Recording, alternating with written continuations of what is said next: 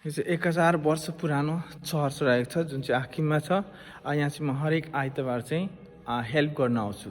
कुनै क्लिनिङको काम हुन्छ, कहिले केही चिजको काम हुन्छ र सँगसँगै यहाँ चाहिँ कहिले शनिबार पनि काम हुन्छ र जहिले यहाँ आवश्यक पर्छ मेरो म उहाँहरूलाई सघाउन आउँछु र उहाँहरूले मलाई फोन गर्नुहुन्छ, मेसेज गर्नुहुन्छ, इमेल गर्नुहुन्छ र यहाँ मात्रै नभएर हप्ताको 5 दिन चाहिँ म टाफेलमा भोलिन्टियर जब गर्नु जान्छु 9 बजीदेखि 11:30 बजीसम्म। र सँगसँगै मैले स्कुलमा पनि डान्स वर्कसप यो बिहिबारबाट सुरु गर्दैछु।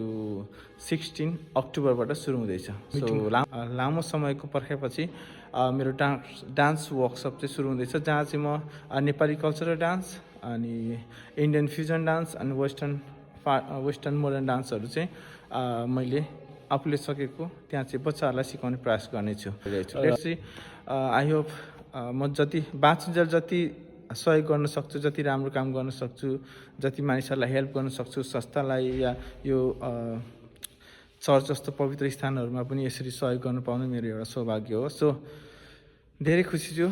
सो सबैजनाले ब्लेसिङ दिनुहोला र भोलि चाहिँ यहाँको पास्टरसँग चाहिँ म केही कुराकानी गर्नेछु यहाँको इतिहासको बारेमा।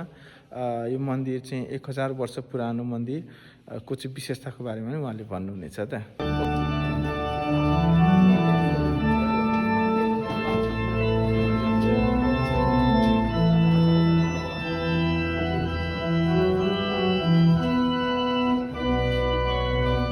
हेलो नमस्ते एभ्रिवान।